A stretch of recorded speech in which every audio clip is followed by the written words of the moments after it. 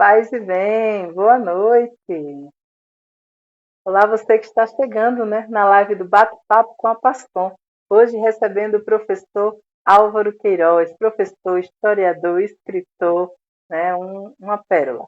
E você que estava aí acompanhando ao vivo a live da Arquidiocese com o arcebispo, né, na abertura do mês mariano aqui em nossa arquidiocese, as paróquias já têm muita movimentação aí, muitas ações, graças a Deus, pelas mídias sociais das paróquias, através do trabalho da PASCOM, ou, onde não tem PASCOM ainda, de equipes de comunicação. Isso é muito bom. Pois é, Padre Rodrigo Rios aqui conosco. Olá, Leilane, tudo bom? Aquele abraço. Padre, o professor Álvaro é fantástico. Ele está aqui, né? Oi, Anderson, tudo bom? Seja bem-vindo. Vamos dar início ao nosso bate-papo daqui a pouquinho. Cleide está aí conosco, Cleide da Cúria. Nosso arcebispo também está conosco nessa live, né? Ele que encerrou agora há pouco a live sobre a abertura do mês mariano na arquidiocese. Leu a carta para o mês mariano, nosso querido Papa, onde tem as duas mensagens. A matéria completa da carta está no site do Centenário e você pode rever esta live no Facebook da Arquidiocese de Maceió. Está lá, essa live que o arcebispo fez agorinha, ao vivo. Vai lá, ouve as palavras, reza e fica atento às informações, né, o que vamos realizar, o que a Pascom está preparando junto com o arcebispo para este mês. E eu vou olhar aqui para ver se o nosso convidado, o professor Álvaro, já chegou ou o senhor arcebispo quer entrar agora ao vivo conosco e deixar a sua palavra, como tem feito em todas as lives do Bate-Papo com a Pascom.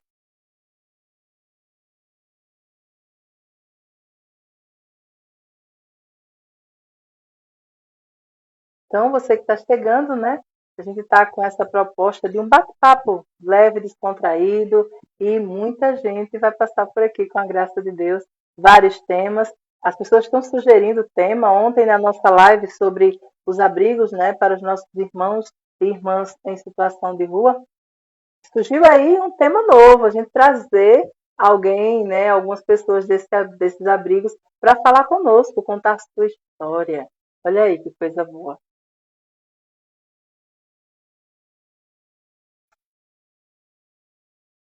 Então, vamos lá, vamos ver aqui. E o professor Álvaro já está conosco aqui na live.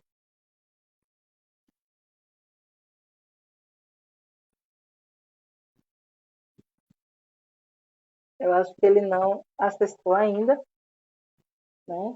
Mas eu falei com ele antes e ele disse que estava chegando. É que nós também estamos com a internet, né, um sinal não muito bom ultimamente, devido às chuvas, devido ao grande conteúdo que tem sido postado. Eita, professor Álvaro, tenho que ir lá falar com ele.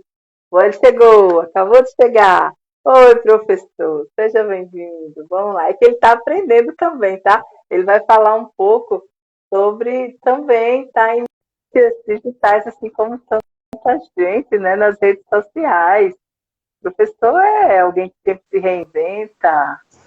Obrigada, Padre Rodrigo, por ter avisado. Oi, professor, boa noite, paz e bem.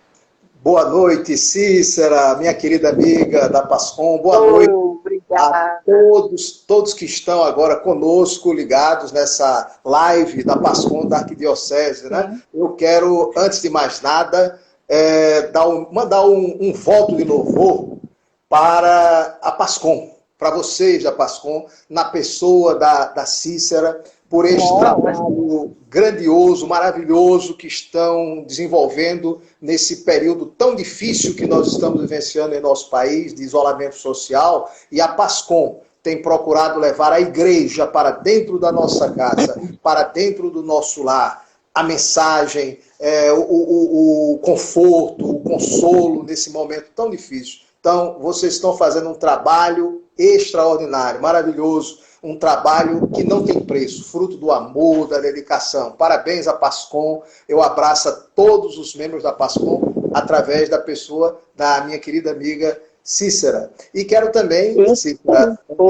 aproveitar aqui e mandar assim, um grande abraço, me congratular com o nosso querido metropolita, Dom Antônio Muniz Fernandes, que está nesse momento também conosco, né? E parabenizá-lo pelo trabalho que ele tem feito, entrando nos lares, levando uma mensagem de carinho, de afeto, levando a palavra de Deus, levando a mensagem do pastor, ele que é o pastor e pai espiritual desta igreja arquidiocesana que está em Maceió. E quero também, Cícera, parabenizar nesse início aos nossos queridos padres, os presbíteros, sacerdotes da igreja, que estão fazendo um trabalho extraordinário com as suas lives, dando suas mensagens, celebrando as missas, entrando nos lares através das redes sociais, através da mídia social. Então, nossos padres estão de parabéns. E hoje há um padre a quem eu quero abraçar de uma maneira especial, um padre da Arquidiocese de Maceió, que hoje está completando mais um aninho de vida. É o nosso querido cônego Manuel Henrique de Melo Santana. O padre verdade. Henrique, o nosso querido padre Manuel,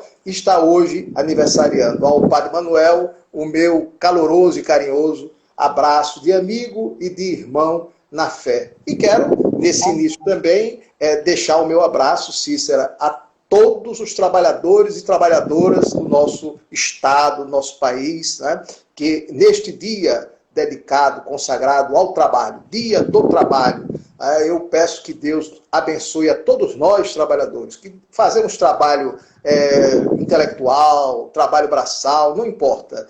Todos somos trabalhadores e trabalhadoras. Então, meu abraço e a bênção de Deus para todos. E peço a São José Operário, São José Trabalhador, neste dia de São José Operário, ele que foi operário, foi trabalhador, que abençoe os trabalhadores e as trabalhadoras do nosso país e, sobretudo, da nossa querida terra das Alagoas. Muito bem, já sentiram que essa live vai ser bem animada, né? Professor, eu acho que tem um barulho, eu acho que é do ventilador ou algo assim, né? Aí está fazendo um eco na sua voz. Mas tudo então bem, o senhor está se adaptando, tranquilo. Vou pedir para certo? Não, tranquilo, só vira para o ladinho. Agora eu vou pedir licença ao senhor para que o nosso arcebispo entre na live também e deixe a sua mensagem, tá bom? Ok. Aí daqui a pouco eu convido o senhor de volta, tá bom? Tá certo. Então, nosso arcebispo vai entrar agora, deixar sua mensagem, como tem deixado todos os dias em todas as lives, né?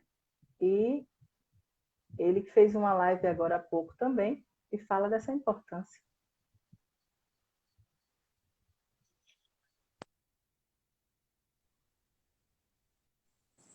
Antônio, boa noite, seja bem-vindo à nossa live. Boa noite, Cícera. Eu não estou me reconhecendo mais com tanta modernidade. Graças a Deus! Que eu estou fazendo está um negócio seríssimo. Mas que coisa boa! Pois é, eu quero, tirando a brincadeira, eu quero aproveitar exatamente para saudar a noite de hoje com essa live muito importante e com o professor Álvaro, que vai inclusive colocar-se à disposição em favorecer, também via internet, um curso de Mariologia, que eu estou divulgando, que eu estou apostando muito. Que seja um curso assim muito aberto, que seja um curso para todos, onde todos os católicos e os evangélicos possam realmente compreender a grandeza da Mãe de Jesus e Nossa Mãe na vida da Igreja. Isso é muito importante. Então é isto que eu desejo, que faça um momento muito feliz para que assim as pessoas possam continuar neste crescimento, cada vez mais neste crescimento da fé e dos compromissos concretos com a caminhada da nossa igreja. Um abraço grande ao professor Álvaro, um abraço grande e um reconhecimento de coração e profundo a todo o belo trabalho que a PASCOM está realizando neste momento de quarentena, que eu já percebo que não vai só quarentena. Eu tenho medo até de que, quando terminar essa quarentena, a gente tenha que continuar nesse mesmo ritmo porque todo mundo vai querer, todo mundo vai ficar feliz em poder participar e cada vez mais trocar ideias, crescer na fé, crescer cada vez mais no compromisso eclesial. Muito importante, É verdade. parabéns e que tenhamos uma boa noite. Agora Amém, eu amém. também vou dar a bênção a todos vocês Sim, nesse momento por e que favor. permaneça para sempre, em nome do Pai, do Filho e do Espírito Santo. Amém. Amém. Boa noite, até amanhã. Pois é, você que está chegando agora, né, na nossa live Bate-Papo com a Pascom, nosso convidado hoje é o professor, historiador, escritor Álvaro Queiroz, da Arquidiocese de Maceió. E para quem ainda não me conhece, eu sou a Cícera, né, da Pascom Arquidiocesana. E agora nós tivemos o nosso arcebispo falando conosco, né, deixando a sua mensagem, como todos os dias, na nossa live Bate-Papo com a Pascom. Agora vamos chamar o nosso convidado, que deve ter muita novidade boa para a gente, porque o Dom Antônio já adiantou, né, que teremos aí um curso online, olha aí, para esse mês de maio. Ele falará já já um pouquinho sobre isso. Professor, voltou, obrigada. Estou de volta. Que bom. Melhorou Então, o o som? senhor viu aí? Sim, Melhorou. sim, nota Eu 10. desliguei o ventilador. Aham. Que bom, obrigada pela gentileza. Quem está nos acompanhando, aí temos padres aqui, eu vi que tem Padre Rodrigo, Padre Fernando, Padre Augusto Jorge, quem mais tiver, porque sempre é muito rápido a forma que entra e passa. Deixa o seu recadinho, deixa um abraço. Já vi que o Urilian Santana deixou um abraço para o senhor aqui também, professor. No final a gente tenta ver todos os avisos aqui de todo mundo para a gente ler para o senhor, tá bom? Tá bom, são meus amigos, meus ex-alunos lá do seminário, né? E isso me dá uma responsabilidade enorme, né, Cícero? Sim, com certeza. Mas o senhor é uma joia em nossa arquidiocese. E o nosso arcebispo segue acompanhando a nossa live, tá? E já deixou aí uma responsabilidade que vai ver seu curso, viu? Ah, muito obrigado, Dom Antônio. Peço a bênção dele para que tudo transcorra bem. Que bom. Olha aí, o seminarista Lucas Lacerda. Também aí, ó, o grande professor. É isso aí. Então, professor, seja bem-vindo a esse nosso espaço que é leve, é descontraído, né? Quando nós criamos essa proposta, foi justamente para isso, para que nós pudéssemos falar de assuntos, mas assuntos que são fortes, que são intensos, que nos formam e informam, mas de uma forma leve, né? Nós estamos aí nesses dias, principalmente, tão sobrecarregados de notícias e informações numa velocidade tão grande, e a gente agradece a quem está conosco nessa live, tirou um tempinho para prestigiar o professor Álvaro Queiroz. Ainda dá tempo de você chamar outras pessoas, enviar via direct, sair um pouquinho, ir lá convidar e voltar, como você achar melhor. Professor, antes de começarmos a falar do nosso tema, que é o mês mariano, a devoção mariana e do curso que o senhor vai oferecer através das mídias da Arquidiocese, vamos falar um pouquinho desse seu ingresso no Instagram, né? Nas redes sociais. É verdade, Cícera. Eu devo isso a você, né? Você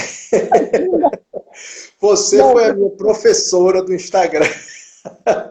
Como eu disse a você, na oportunidade que a gente conversou, eu disse, não, Cícero, eu sou do Velho Testamento, né? Que o meu problema é DNA, data de nascimento antiga. Né? Então, eu sou um verdadeiro dinossauro, né? Mas eu estou me adaptando aos pouquinhos às mídias, né, sociais, né?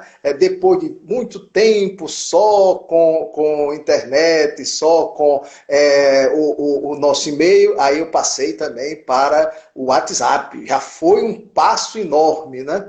E agora você me colocou nessa enrascada. Disse, professor, tem que ter um Instagram para poder participar da live. Então, eu aprendi num curso rápido com a professora Cícera. Eu aprendi, pelo menos já estou entrando, estou postando algumas fotos e vídeos. Eu vi, parabéns. Né? E quem sabe, daqui para frente, com a sua ajuda e da Pascom Cícera, eu consigo articular cursos e outras coisas através dessa plataforma, né, dessa mídia. Né? Isso. Nós temos que usar a mídia a favor mesmo, né? Temos que fazer realmente acontecer. este momento tão importante, formativo, disponibilizando cada vez mais momentos como esse. Então, professor, já sabemos que o senhor aí está saindo do DNA, né? Está ingressando aí nas redes, É isso é verdade. muito bom, fico feliz. E um abraço também para a Maria, que é sua grande incentivadora. Olha, e tem a irmã Joelma aqui dizendo que também foi aluna da Cícera nas mídias, viu? Então não é só o Pois senhor. é. Acontece, Você está sendo a acontece. nossa grande professora, né, Cícera? Tirando um tempinho, imagina. Professor, então vamos falar um pouco sobre a devoção mariana, né? Por que o mês de maio? Porque nesse mês a gente intensifica a oração do Santo Terço, a reflexão da palavra das Sagradas Escrituras é voltada e pedindo mais, cada vez mais, a devoção, a intercessão de Nossa Senhora. Olha, Cícera, se você me permitir, eu quero começar, assim, digamos, da raiz, né? A palavra Tá? devoção. Devoção. Vamos lá. É uma palavra que vem do latim. Devotionis, ou devotio, devotionis, que significa a ação de se dedicar, de se consagrar, de fazer um voto. É daí que vem o verbo devotar. Devotar, que significa prometer, consagrar, dedicar algo a alguém, né? E daí também que vem o termo devoto, do latim devotum. Então, a palavra devoção, eu vou defini-la com o conceito dado por um dos maiores pensadores cristãos de todos os tempos, Santo Tomás de Aquino, considerado o mais sábio dos santos e o mais santo dos sábios. Santo Tomás, na Suma Teológica, no segundo volume, né, na questão 82, artigo 1º, ele define da seguinte forma o que é devoção. Devoção é a vontade pronta para se entregar a tudo que pertence ao serviço de Deus. Portanto, devoção é um ato da vontade. E se é um ato da vontade, é algo absolutamente pessoal, individual, subjetivo, ao campo da subjetividade. Pertence ao campo da subjetividade, que é o campo da nossa afetividade, da nossa sensibilidade, dos nossos sentimentos, né, das nossas emoções. Então, é algo que tem a ver com o coração, é algo que tem a ver com a nossa sensibilidade, com o nosso coração. Né? Então, a devoção rima com coração. Devoção, coração. Né? Santo Tomás, então, diz que é um ato da vontade para se entregar a tudo que pertence ou que diz respeito ao serviço de Deus, ou seja, se entregar ao culto sagrado, ao culto divino. Portanto, a verdadeira devoção, a devoção à Nossa Senhora, a devoção aos santos, a verdadeira devoção tem como fim último o próprio Deus. Tá certo? Então, quando nós temos uma devoção ao nosso santo, o santo protetor, o santo padroeiro, ou a Virgem Maria, ou a São José, como no dia de hoje, esta devoção tem como fim último o próprio Deus. Porque ele, e somente ele, é o autor e fonte de toda santidade. Só existe santos porque Deus é santo. Deus é o autor, princípio e fonte de toda a santidade. Portanto, a devoção católica aos santos, em última instância, ela se dirige ao próprio Deus. É um culto de adoração ao próprio Deus. Ao venerar, respeitar, honrar a Virgem Maria, São José ou algum santo, nós estamos, em última instância, prestando um culto de latria, de adoração ao próprio Deus, que é o autor, princípio e fonte da santidade. E na Igreja Católica, o magistério da Igreja Católica definiu as formas ou tipos de devoção, também chamadas formas ou tipos de culto.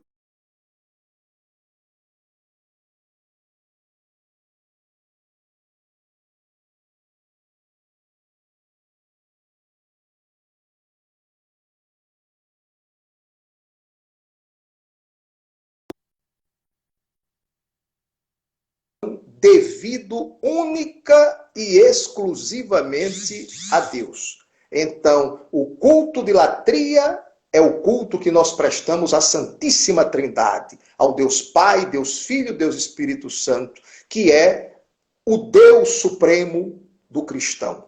Então, o culto de latria é o culto supremo de adoração. Quando nós dobramos os joelhos para orar, adorar, louvar, glorificar a Trindade Santíssima.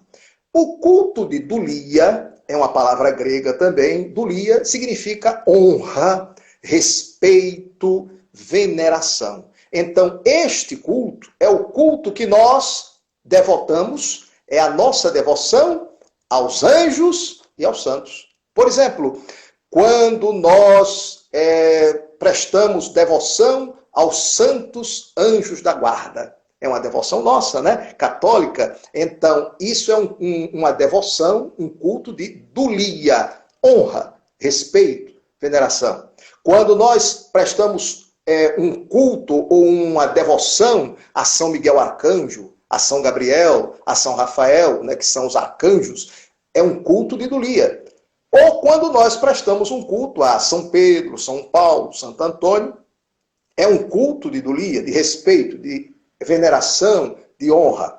Agora, a dulia, ela se apresenta dividida, ela tem duas formas, ou duas categorias, dois tipos de dulia. Existe uma devoção chamada protodulia, a protodulia, ou primeira dulia, que é essa veneração, ou esse culto de devoção que nós temos à figura do grande patriarca São José. Por exemplo, hoje, São José Operário. A devoção de hoje, o culto que nós prestamos hoje na igreja a São José Operário é uma protodulia, a primeira dulia. E existe ainda a hiperdulia. A hiper, quer dizer a grande, a super honra, veneração, é devida exclusivamente à Virgem Santíssima, a Virgem Maria, que é a rainha dos anjos e a rainha dos santos. Portanto, ela é a mais perfeita das criaturas, acima dos anjos e acima dos santos, abaixo da Trindade. Portanto, esse culto chamado hiperdulia é o culto que nós prestamos agora no mês de maio. Né? Começando hoje, 1º de maio, nós temos o início do mês mariano, que é o mês em que todos nós cristãos católicos, através do terço, do Santo Rosário, das ladainhas e de todas as formas de devoção, nós prestamos uma devoção, um culto de hiperdulia a toda a santa e bendita Mãe de Deus, a Virgem Maria. Que bom! E você que está chegando na nossa live, nós estamos com o professor, historiador e escritor Álvaro Queiroz. Olha, professor, tem muito recadinho aqui, viu? No final não vou dar conta. Carolina Alencar, da Pascoal Arquidiocesano, seja bem-vinda. Irmã Joelma, da Pascoal Arquidiocesano, também está aqui. Mas tem um recado aqui que eu achei bem interessante e vou ler, né? É da Bárbara, é da psicóloga Niele Barros. Deus abençoe todos nós. Professor abençoado, fez parte da minha graduação. Olha aí que legal, né? Então, obrigada ao meu primo aí que está puxando uma sardinha para o meu lado, mas não, viu? Pare com isso. Então, tem muita gente aqui lhe deixando muito abraço, né? Euda Santos, Santos Corrêa, Selma, né? Um abraço, Selma. André Soares, meu professor de História da Igreja. Eu não sei se é o Diácono André. É, Diácono André, que bom, Diácono. Está aqui conosco. Historiador também, viu, André? Historiador também, verdade. Fontes Mainá diz assim: tudo quanto pudermos dizer em louvor de Maria Santíssima é pouco, em relação ao que merece por sua dignidade de Mãe de Deus. Santo Agostinho. A Cleide, lá da Cúria, professora nota 10. Vamos lá. O Padre Fernando. Uma grande amiga da nossa família, né? Professor, o Padre Fernando manda um grande abraço para o senhor, também está aqui conosco. Diga ele que eu estou Aurelian mandando de volta um abraço Santana, também, Fernando. ele está ali ouvindo agora. Aurelian Santana também está nessa live, deixa um grande abraço para o senhor. O grande Aureliano, Aramis, um trabalho muito bom também. né? Aureliano. Larissa, Aramis Alves, meu ex-professor. Frei João Maria, professor Álvaro, é um homem sábio. Concordo, Frei. Então, continuando, né, o professor está aqui nos falando já da raiz da devoção mariana, para a gente entender por que o mês de maio é dedicado, e aí a gente já entendeu aqui, né, da hiper, você que chegou agora na nossa live, né, o professor está falando aí duas diferenças, repete aí, professor, para a gente. É a latria e da dulia, né? Aí a dulia tem a protodulia, que é São José, e a hiperdulia, Nossa Senhora, né? É o culto mariano agora do mês de maio. É a hiperdulia, a devoção mariana do mês de maio. E quando ela começou, professor? O mês de maio, que é o mês consagrado à Nossa Senhora, na forma como ele é celebrado hoje, não é muito antigo, não, tá certo? Ele remonta aos tempos do chamado catolicismo barroco. O catolicismo barroco é também chamado, tecnicamente, de devotio moderna, ou a devoção moderna. Portanto, séculos 17 e 18. Séculos 17 e 18, é a época do barroco, tá certo? Então, esse mês mariano, ele remonta, como ele é celebrado hoje, um mês todo de maio consagrado à Nossa Senhora, à devoção moderna, ao catolicismo barroco, séculos 17 e 18. Porém, é bom que os nossos amigos que estão nos assistindo fiquem sabendo que bem antes lá atrás, ainda na Idade Média, se estabeleceu um costume de dedicar um mês inteiro de devoção à Nossa Senhora. Só que, atenção, não era o mês de maio, tá certo? Era o mês de agosto. Por que o mês de agosto? Porque o mês de agosto é o mês em que se celebra aquela que é considerada a festa mariana por excelência, a solenidade da Assunção da Virgem Maria, que para nós é a festa da Assunção, mas para as igrejas cristãs do Oriente é a festa da Dormição de Nossa Senhora, a Dormição da Virgem Maria. Eles celebram até hoje a festa da Dormição, em agosto, como nós celebramos em agosto a festa da Assunção. Então, o mês de agosto era, na Idade Média, considerado o mês mariano por excelência, por causa da festa maior de Nossa Senhora, que é a festa da Assunção. É a festa da Dormição da Virgem Maria. Eles começavam a celebrar essa festa a partir na véspera nas vésperas. A festa começava no dia 15, né? Que seria no dia 14 de agosto. E se estendia por 30 dias até o dia 14 de setembro. De 14 de agosto a 14 de setembro. E eles davam a essa festa o nome latino de Tricésimum.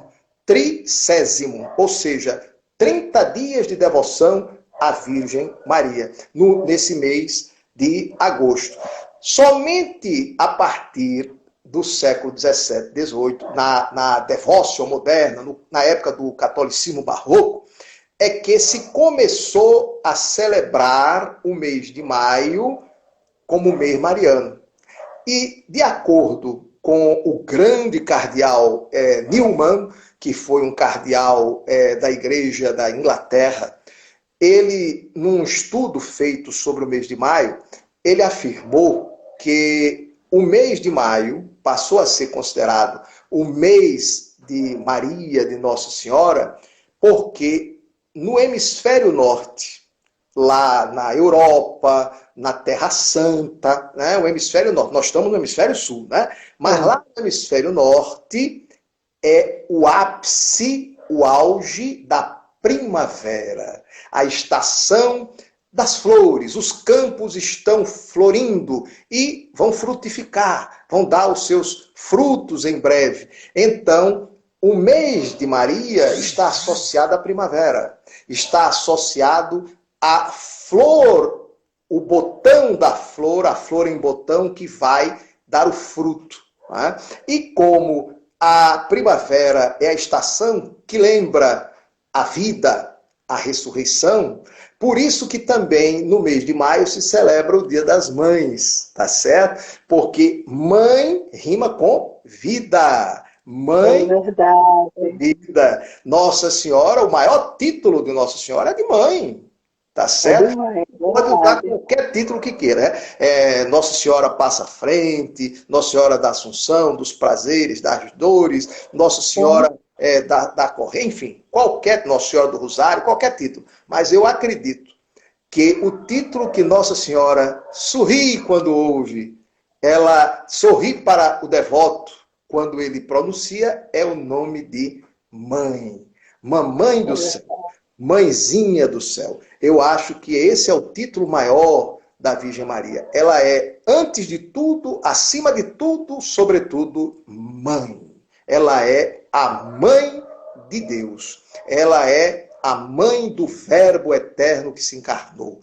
Aquela, como diz, com muita inspiração, Padre Zezinho na sua música, que fez o Cristo falar, que fez Jesus caminhar. Não é? Então, é como toda mãe. Né? Eu fico lembrando da minha mãe, você lembra da sua. O mesmo jeito que as nossas mães fazem conosco, Nossa Senhora fez com o seu filhinho Jesus. Né? Por isso, esse é o maior título de Nossa Senhora. É de mãe. Né? E do mesmo jeito que você ama a sua mãe e não quer ouvir sequer tantinho assim de ruim, de negativo sobre sua mãe, acredito que Jesus também não. Né? Então, quando a gente honra Nossa Senhora, Jesus agradece.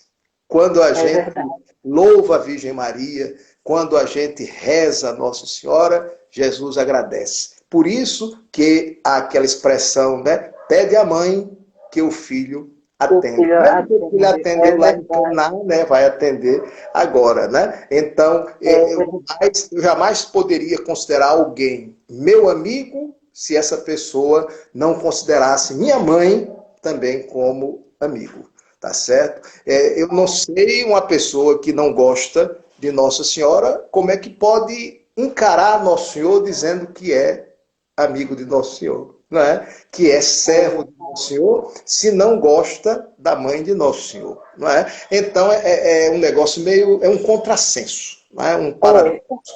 Então, amar a Cristo sem Maria não existe, né? Ninguém pode me amar sem minha mãe, porque eu nasci dela, assim como Cristo nasceu dela, nasceu da Virgem Maria, não é? Então, Maria está indissociavelmente unida, ligada à pessoa de Cristo. Então, o mês de maio passou a ser o mês de Nossa Senhora, o mês das mães, o mês da primavera, das flores, dos campos floridos, o mês da ressurreição, da vida, do tempo pascal. Não é por acaso que a Páscoa é o tempo pascal conhecido como a primavera no hemisfério norte, não é? Porque é o tempo da vida, o tempo das flores, dos campos floridos, né? Então, começou essa devoção moderna a Nossa Senhora no mês de maio, com a publicação de algumas obras de um padre jesuíta chamado Padre Dionise.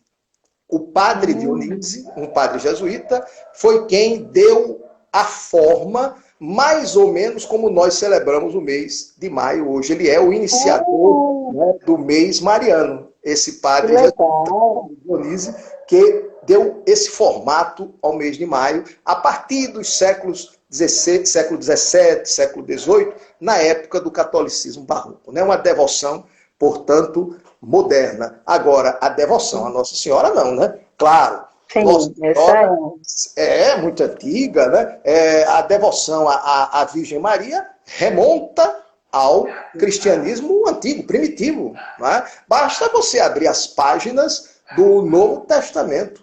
Quantos títulos Nossa Senhora recebe nos evangelhos, não é verdade? E se você parar para pensar que cada evangelho, os 4 canônicos, né? Eu estou me referindo aos 4 canônicos, porque tem outros evangelhos que não estão no cânon, né? Esses 4 canônicos. Se você pensar que cada um deles é produto da reflexão de uma comunidade cristã, ou de várias comunidades cristãs, aí você imagina o quanto essas comunidades veneravam Nossa Senhora e de que forma, como essas comunidades veneravam ou tinham devoção à Virgem Maria. Né? Por exemplo, você pega o texto de São Lucas. Quantos títulos Nossa Senhora recebe ali? Não é? A começar pelo maior deles, que é caritomene, que é uma expressão grega que São Jerônimo traduziu, né, como gracia plena, no latim, ou plena de graça, cheia da graça de Deus. Né? Mas, boa que seja essa tradução de São Jerônimo, ela ainda não diz tudo. Por quê? Porque esse verbo grego, que caritomene, indica a posse estável de um dom de graça permanente, Cícera e amigos. Ou seja, a Virgem Maria, ela possui a graça de Deus, que é a vida divina, em plenitude no seu ser. Isso é muito sério. Né? E é justamente esse texto que fundamenta um dos dogmas da nossa fé, o dogma da Imaculada Conceição. Né? Porque se Maria possui a vida divina, a graça de Deus, nesse estágio que o Evangelho fala, no texto de Lucas, significa que ela jamais respirou o ar do pecado. Portanto, ela é a Imaculada, a isenta da mancha do pecado original. Repare só, isso está onde? No Evangelho! Quer dizer, século I já se dizia isso de Nossa Senhora. Já se tinha essa devoção à Virgem Maria. E ainda é uma historinha contada, né, professor? E ainda no texto de Lucas, você tem lá ela apresentada como bendita, bem-aventurada entre todas as mulheres. Né? Ela era tratada dessa forma, a mãe do Senhor.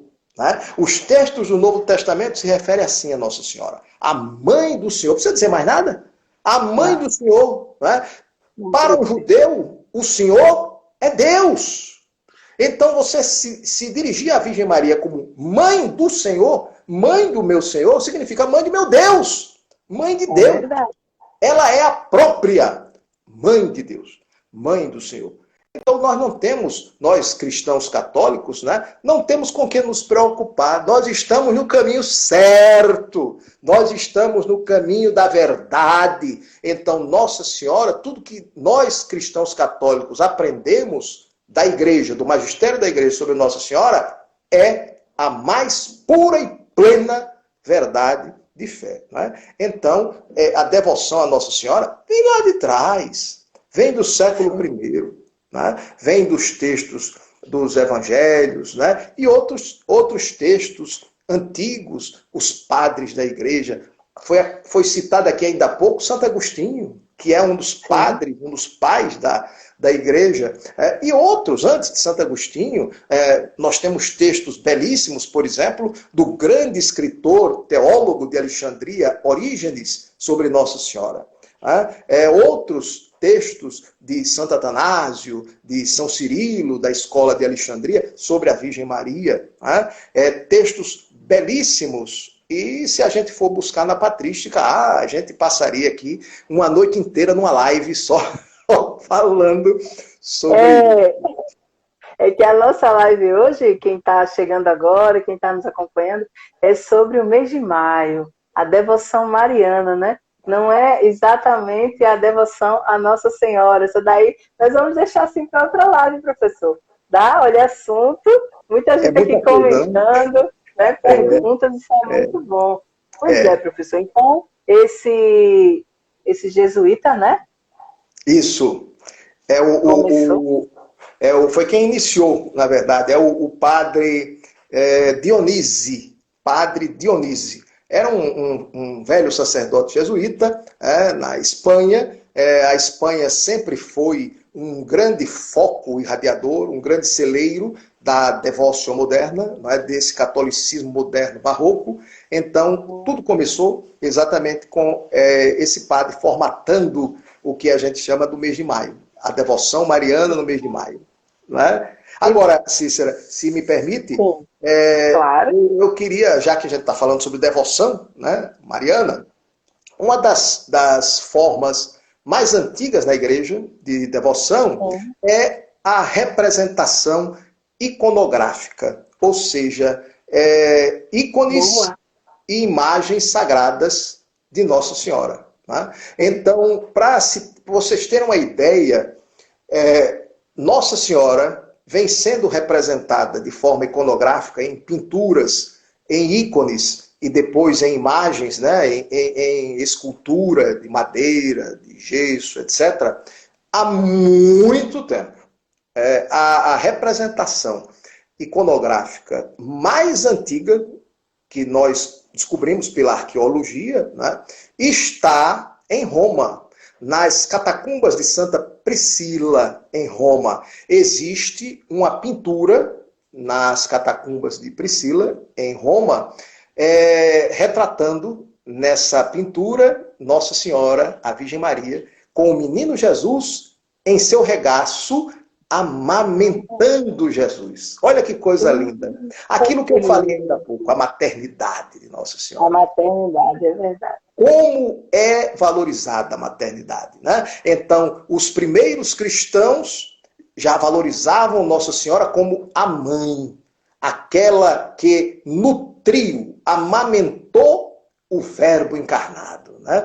O menino Jesus sendo por ela amamentado, carinhosamente, amorosamente, ela cuidando amorosamente do seu filhinho, gerado nas suas entranhas, que era ao mesmo tempo seu e filho de Deus.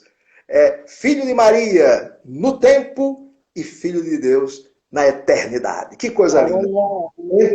Então, essa imagem, essa representação iconográfica está numa das catacumbas de Roma. Sabe de que época? Do século II, mais ou menos no 150, século II, no comecinho da igreja. Quer dizer, essa história de dizer, né, que os cristãos antigos não faziam representação iconográfica, isso é conversa fiada. Né? As imagens, os ícones, eles são feitos pelos cristãos desde as mais remotas épocas da história da igreja. Eu, como sou professor de história eclesiástica, posso falar de cadeira, né? Posso falar de carteirinha. Então, já no século II, Nossa Senhora era representada iconograficamente, está lá representada. E a segunda mais antiga representação iconográfica de Nossa Senhora está na Síria, na igreja chamada de Dura Europos, que é uma imagem chamada uma representação, né, uma pintura na parede dessa igreja da Síria, que é a pintura de Nossa Senhora da Anunciação. É interessante. Agora, durante muito tempo, os estudiosos, arqueólogos e também os teólogos ficaram numa dúvida atroz, porque como essa pintura na parede da igreja, de uma das igrejas mais antigas do mundo, lá na Síria, né, em Dura Europos, essa representação é de uma mulher com um cântaro à beira de um poço, né, pegando água. Então muita gente achava, confundindo, que poderia ser a mulher samaritana no poço de Jacó, na Samaria, né? Aquela passagem bíblica do Evangelho de São João. Porém, estudos mais acurados e mais recentes concluíram que não, é Nossa Senhora. Por quê? Porque essa pintura se baseia no relato de um evangelho apócrifo. Não é de um evangelho canônico. É o chamado proto-evangelho de Tiago. E nesse proto-evangelho de Tiago, a anunciação se dá à beira de um poço. Nossa Senhora tinha saído de casa, na sua casinha em Nazaré, com o cântaro na mão para pegar água no poço, como todas as mulheres de seu tempo faziam. Né? E, de acordo com esse relato apócrifo, né, do proto-evangelho de Tiago, ela teria ouvido a voz do anjo a saudando: salve, ó cheia de graça, o Senhor é contigo, bendita és tu entre todas as mulheres. E voltou-se para um lado, voltou-se para o outro, para ver de onde vinha aquela voz, e não viu ninguém. E aí começa o episódio da Anunciação. Por isso que deram a essa imagem, a essa pintura, né, é uma representação em forma de pintura, o título de Nossa Senhora da Anunciação. Né, porque é justamente a passagem da Anunciação no proto-evangelho de Tiago, que é um texto apócrifo. Né? Mas é bom que os nossos amigos que estão nos assistindo saibam disso, né? Para observarem como a representação iconográfica, que é uma forma de devoção, né? Você fazer um ícone, uma pintura, esculpir uma imagem, é uma forma de devoção. Né? É uma imagem sagrada, que não tem absolutamente nada a ver com os ídolos pagãos. É outra história, tá certo? Para que não haja confusão na cabeça. Nós, católicos, temos nossas ideias arrumadinhas na cabeça, né? A gente nunca adorou ídolo pagão. A igreja nunca nos ensinou a adorar ídolo pagão, adorar, por exemplo, Ísis, Osíris, que são deuses pagãos do Egito, ou adorar Baal. Não. Ou nenhum outro deus. Nós honramos, respeitamos e veneramos os santos de Deus. Né? As imagens sagradas. Não são esculturas de ídolos, imagens de ídolos pagãos, mas são ícones, imagens e esculturas de personagens sagradas, como Nossa Senhora, São José, São Pedro, São Paulo. Aí é outra história. Né? Então é bom que nossos amigos que estão nos assistindo saibam disso, que sempre, desde sempre, na igreja se fez representação iconográfica das personagens sagradas, tanto do Novo Testamento quanto do Antigo Testamento. Né? Certo. Tem uma pergunta aqui do W de Jesus Santos 1.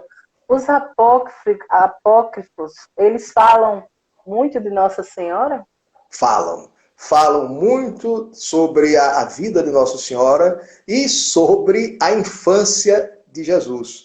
Agora, por que o magistério da igreja não os considerou e os considera como canônicos na lista oficial? Porque são relatos extremamente fantasiosos, né, que puxam muito pela imaginação, pela fantasia. Não é? Então, por conta disso, eles não são considerados como canônicos ou como inspirados. Não é? Então, muita coisa é baseada na fantasia, na imaginação, e por essa razão eles não estão no cânon oficial da Sagrada Escritura, da Bíblia Sagrada. Agora, de fato, esses textos apócrifos falam muito sobre Jesus menino, a infância de Jesus, falam sobre a infância de Nossa Senhora quando nasceu, Nossa Senhora criança, etc. Mas sem muita base, sem muito fundamento histórico, né, historiográfico. É mais uma ficção, mais uma fantasia do que propriamente história.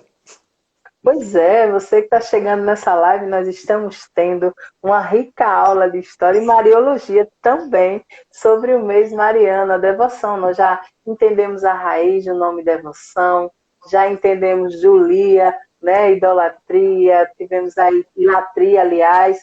Nós também já ouvimos o professor falando sobre iconografia, muita coisa aí. Tem pergunta chegando, ele vai responder já, tá? E a gente vai selecionar aqui, já dá tempo. E nosso arcebispo já falou, e é muito bom, professor, ter o senhor aqui conosco, como tantos que já passaram pelas nossas lives. Eu vi que o padre Paulo, deixa eu ver aqui, né, isso mesmo, o padre Paulo, da nossa diocese de Palmeira dos Índios, também está, viu? E manda um abraço para o senhor, tá? Nessa live. Um abraço para o padre Paulo, né? Que é gente muito boa, gente muito fina. Sempre alegre, né? Eu me recordo disso na época de seminário dele, isso é muito bom. Bom, tem aqui o seminarista Lucas Lacerda que diz assim: professor, o mito de Lilith está no apócrifo? Fale mais sobre essa suposta primeira esposa de Adão. Se couber aqui na nossa, né, no nosso tema, ele vai falar assim. Se não, a gente pode voltar em outra live aí e falar sobre isso. Né? Eu posso falar. Na verdade, eu falo por conta do tempo, viu, professor? Eu sei. Eu vou ser bem breve, bem rápido. Como o próprio Lucas já acabou de falar, se trata de um texto apócrifo. Né? E se é apócrifo, não é canônico e, portanto, não é inspirado. Não faz parte da inspiração divina da Sagrada Escritura. Então, é um texto que é fruto da imaginação.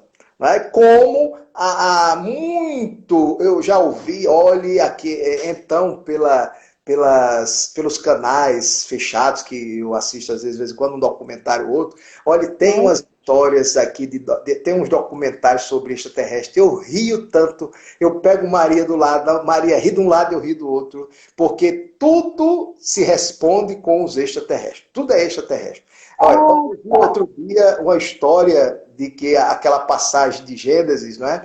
De que os filhos de Deus achavam as filhas dos homens muito bonitas e formosas e vieram fazer relação sexual. Mas aquilo ali são os extraterrestres. Ou então, aquilo ali são os anjos que tiveram a relação carnal com as mulheres terrenas. Não tem nada a ver, mas isso é fruto de uma falta de maior conhecimento da exegese, das ciências bíblicas, da hermenêutica bíblica, das ciências sagradas, porque existem regras. O texto não pode ser interpretado livremente. Não é o que eu quero, o que eu acho, o que eu penso. É o que o autor, quando escreveu há 2000 anos atrás, há 3000 anos atrás, estava pensando. Né? Então, para eu fazer uma reta interpretação, uma exegese, uma leitura científica da Sagrada Escritura, eu tenho que recuar no tempo e colocar o texto no seu contexto histórico. Isso já ajuda bastante. Né? E depois, a regra básica e fundamental da exegese é ler o texto na língua original. Aí, minha amiga Cícero, meus amigos, a coisa pega fogo. Né? Porque são poucos hoje os que leem o hebraico, né? Os que leem o grego, principalmente o grego e o hebraico bíblicos, né? Porque quando a gente fala assim, eu estou estudando hebraico, mas o hebraico que se fala hoje no Estado de Israel, no Estado judeu, não é o hebraico da Bíblia. O hebraico da Bíblia é o chamado paleo-hebraico, ou seja, o hebraico antigo. É um hebraico de 3000 anos atrás. Tem nada a ver com o hebraico que se fala no Estado judeu hoje. Né? O grego que se fala hoje na Grécia não é o grego koiné, em que foi escrito o Novo Testamento, tá certo? Então, é bom que as pessoas entendam isso para tirarem algumas dúvidas, alguns argumentos, né, falsos da sua cabecinha. Mas, fica aqui essa questão, essa pseudo, essa suposta esposa de Adão, né, que aparece no texto apócrifo, é claro, tudo fruto da imaginação e da fantasia, né? Um texto apócrifo. Muito bem, professor. Eu não sei o nome mesmo da pessoa, né? Mas eu estou pelo nick aqui, pelo login. W de Jesus Santos, ele disse que o senhor é o nosso Felipe Aquino Alagoano. Olha aí. Tá vendo?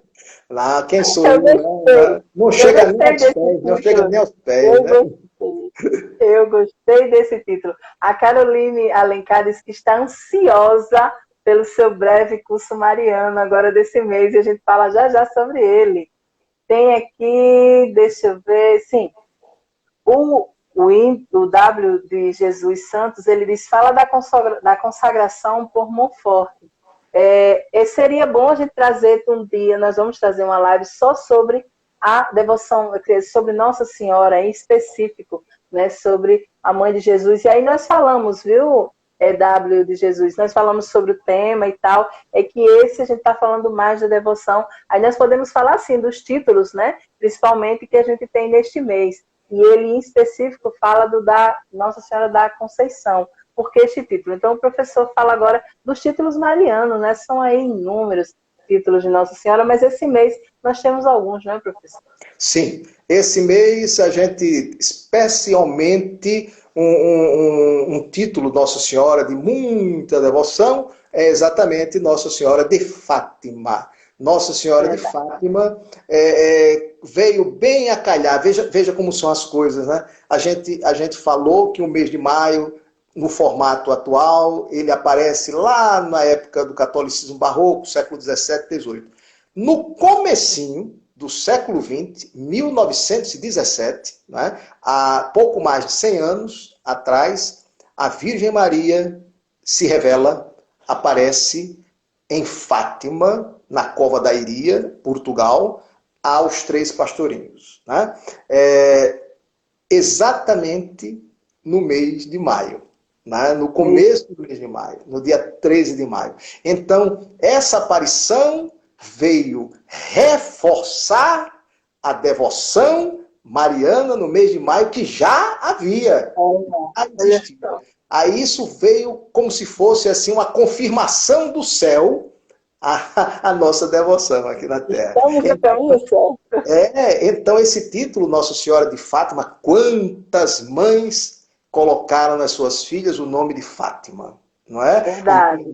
A Nossa Senhora de Fátima, a Maria de Fátima. Quantas Marias de Fátima, não é? Nós conhecemos. Por quê? Por causa dessa devoção, uma devoção muito forte no mês de maio, dia 13 de maio. E eu aqui me remonto à minha infância, né? Que saudade, viu, Cícera? Daqueles meses de maio, da minha época de menino, rapaz. Era um mês inteiro de festa. Começava no primeiro, com a abertura solene na festa de São José Operário, e até o dia 31, com o encerramento, que era a festa da coroação de Nossa Senhora. Era uma festa belíssima. Havia aquelas crianças, as famílias disputavam, né, colocar os seus filhos como anjos no momento da coroação de Nossa Senhora. É uma coisa linda. Lindo, né? Lindo. E também, a partir do dia 13 de maio, iniciava a chamada Campanha de Fátima, nos lares. Era de 13 de maio a 13 de outubro. Uma espécie de evangelização nos lares, nas casas. A imagem da Virgem de Fátima saía da Igreja Matriz, levada por equipes. Existiam as equipes de Nossa Senhora de Fátima, né? Eram as coordenadoras. Essas imagens iam para os lares, para as casas de família, e ficavam 3 dias em cada casa, que era justamente para completar o ciclo do Santo Rosário, né? Porque o Rosário são 3 terços. Então rezava o terço 3 dias, 3 terços, o Rosário. Né? Então a gente rezava o terço toda noite. Eu me lembro que lá em casa era uma festa. Né? A minha mãe, né, recebia com um amor, com um carinho Nossa Senhora. Eu acho que eu herdei muito esse amor à Virgem Maria da minha mãe, né? Porque ela era uma mariana devotíssima. Ela foi, na época da infância e juventude, ela participou da Pia União das Filhas de Maria, na Catedral de Maceió, no tempo de Monsenhor Antônio Valente. Ela tinha uma veneração, um respeito muito grande ao Monsenhor Valente. Né? Inclusive, eu guardo comigo até hoje uma relíquia dela, que foi um presente de Monsenhor Valente, né? Com a dedicatória dele, a letrinha dele escrita lá. Ele dedicou um missal bilíngue, que naquela época a missa era em latim, né? Então as editoras publicavam um missal bilíngue, ou seja, latim e da outra coluna português, né? Para que as pessoas que eram católicas de verdade, que participavam da igreja católica praticante e a missa diariamente ou dominicalmente, pudessem acompanhar as missas. Então essa história de dizer que antes do Vaticano II, porque era em latim, as pessoas não entendiam nada, eram as pessoas que não iam para a igreja. As pessoas que não eram praticantes, porque quem ia de verdade tinha o missal bilíngue. Então, além de participar da missa, da celebração, ainda de quebra, aprendi um pouquinho de latim, né? Professor, a nossa live está sendo encerrada pelo tempo, mas aí o senhor reconecta aqui com a gente, que nós retornamos, tá? Tem muito abraço, muita gente, mas eu vou ver se dá para falar, né? Não sei, Mas vamos lá, se Deus quiser.